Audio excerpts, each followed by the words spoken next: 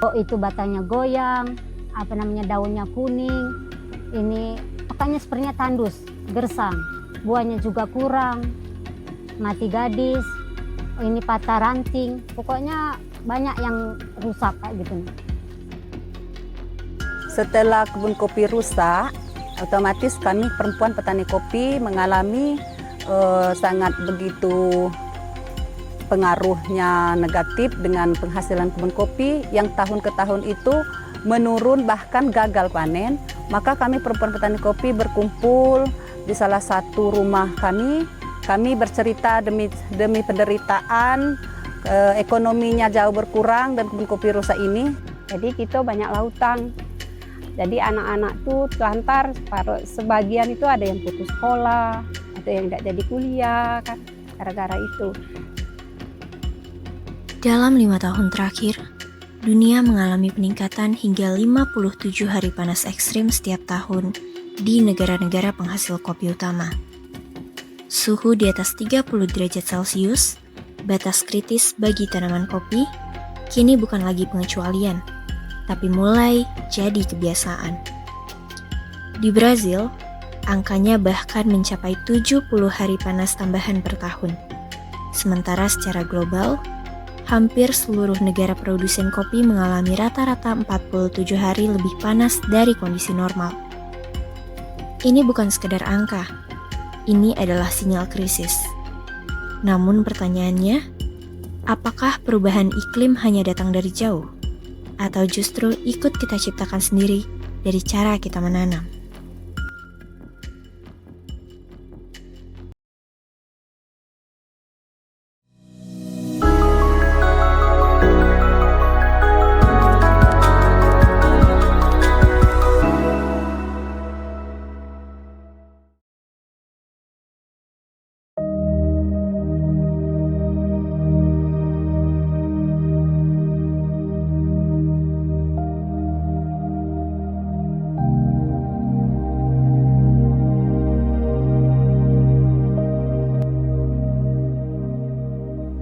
Dulu, kebun kopi hanya ditanami satu jenis tanaman, monokultur.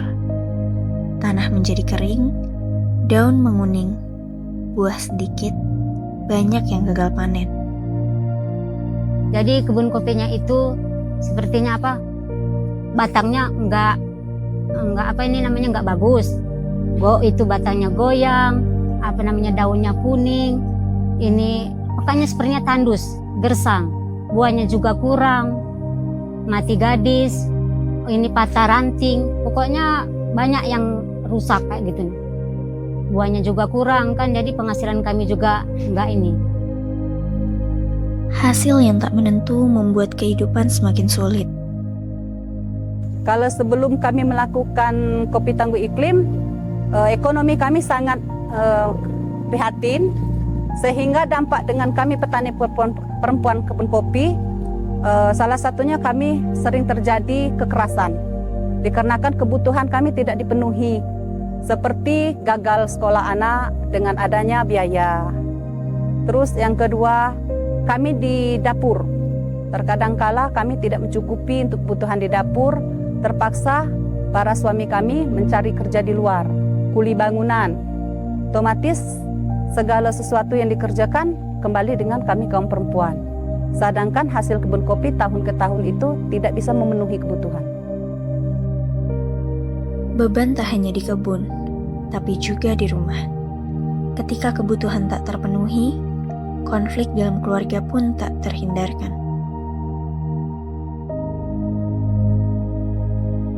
Namun mereka tidak tinggal diam.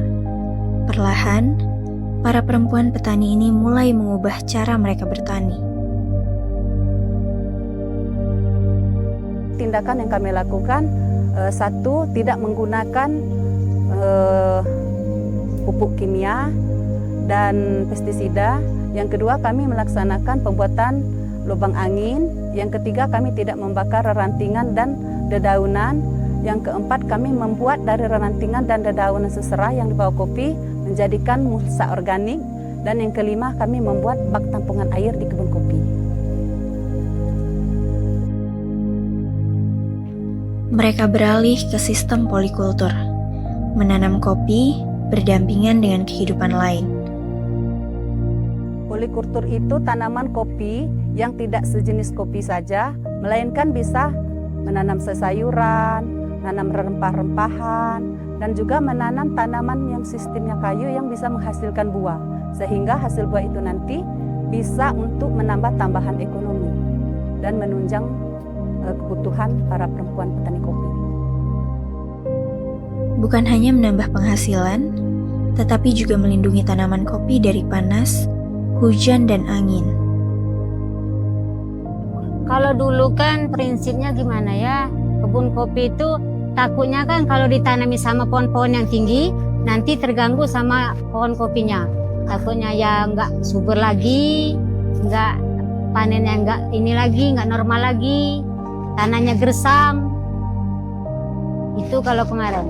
Kalau sekarang kan kami sudah mengetahui bahwa dengan menanam pohon-pohonan itu bukannya membuat tanah nggak subur, malah melindungi tanah itu sendiri.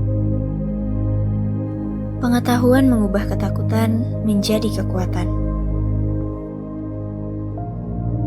Dulu sebelum kami bergabung di komunitas Kopi Sakti ini, mungkin minimnya pengetahuan kami sampaikan kepada suami itu, ada suami yang menentang dari kegiatan yang telah kami lakukan ini. Tapi dengan adanya pengetahuan, penjelasan yang kami sampaikan, membuat dia paham dan mengerti bahwa kegiatan dari perempuan petani kopi dalam pengelolaan kebun itu ternyata banyak manfaatnya. Perubahan tidak hanya terjadi di tanah, tapi juga dalam relasi. Kami sudah mengalami banyak perubahan. Otomatis para suami tidak mencari pekerjaan di luar. Yang keduanya, kebun kopi itu sudah sangat meningkat. Bahkan bisa menjadi 2 kali meningkat dari hasil sebelumnya. Dan kemakmuran yang paling kami rasakan sekarang ini, keharmonisan keluarga antara hubungan istri dan suami kembali harmonis, dan otomatis untuk keperluan penyekolah anak-anak, kuliah, segala sesuatu keperluan bisa kami penuhi. Perubahan ini tidak berhenti di satu kebun. Mereka mulai mengajak perempuan lain dari desa ke desa. Kalau sebenarnya yang 5 desa itu kemarin yang dia sampai tertarik dengan kegiatan kami itu, kami sudah melakukan kegiatan seperti membuat lubang angin, membuat pupuk organik, membuat mulsa organik, dan alhamdulillah kami juga sudah merasakan hasil dampak yang baik terhadap itu. Dan kami juga sering berkomunikasi dengan kawan-kawan seketika kami misalnya ada hajatan, ada pertemuan-pertemuan, kami sering bercerita. Jadi ibu-ibu itu juga kami datangi. Kalau sewaktu itu kalau dia kan bertanya, "Bu, ada apa kegiatan di kebun ibu tuh? Ngapo ibu cah itu?" katanya. "Kegiatan apa itu, Bu? Rame-rame." Kan? Nah, kami kan berinisiatif ngomong, "Lah itu tuh kegiatan ibu dari Kopi Sakti. Jadi apa aja kegiatannya, Bu? Kami pengen tahu," katanya kan. Jadi kami sampaikanlah di situ kegiatan kami dengan beberapa ibu-ibu itu. Kami bikin lubang angin, bikin itu tadi kan organik, mulsa organik. Lah, cak mana itu, Bu, katanya. Lah, itu kami lakukan bersama-sama dengan ibu-ibu. Cak mana kalau kami nak ikut, kami rasanya enggak juga cak itu, Bu, katanya. Tapi kalau misalnya ibu juga ngomongkan, kalau misalnya kami kan ada yang memfasilitasi, Bu, kan ada yang membiayai.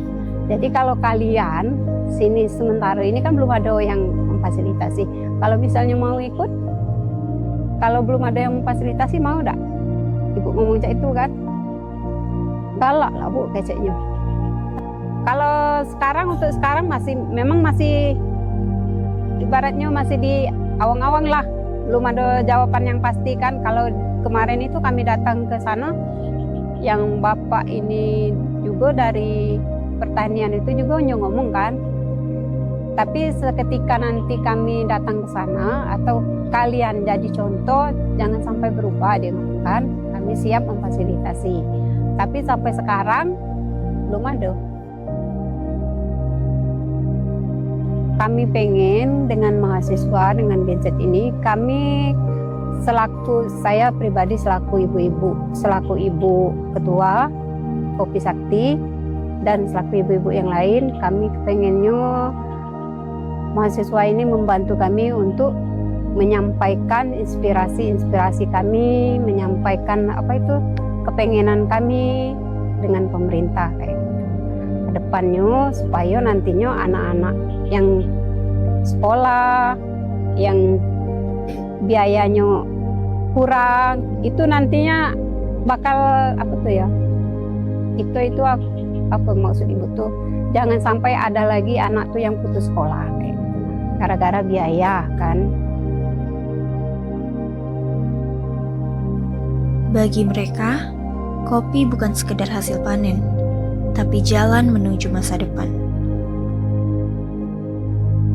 Kami berharap kepada mahasiswa atau Gen Z yang telah menonton kegiatan dari rangkaian Kopi Sakti yang sudah kami lakukan, agar bisa dan mau melakukan kegiatan yang sudah ibu-ibu lakukan, terutama terhadap perubahan iklim, terhadap alam, agar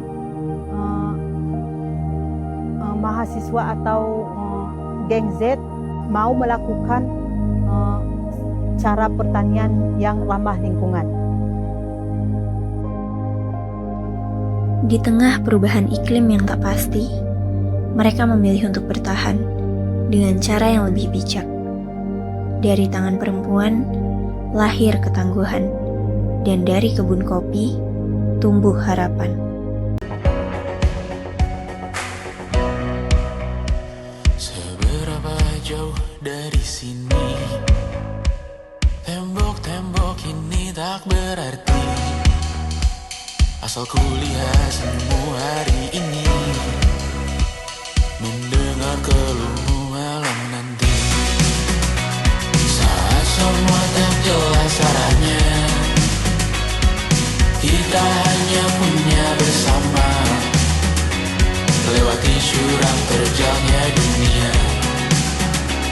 Ramai sepi ini milik bersama, ramai sepi ini milik bersama. Kita sama-sama takkan kemana, selama kau ada aku tak apa. Apapun yang terjadi tidak apa. Melihat tawa tangis dan nisa, mendengar kabar berbagai macamnya. Kali ini kita belajar banyak, yang untuk kita ulangi nantinya. Saat semua tak jelas arahnya, kita hanya punya bersama, lewati jurang terjalnya dunia. Ramai sepi ini milik bersama, saat terasa berat-beratnya, ku tahu kau pun berjuang juga.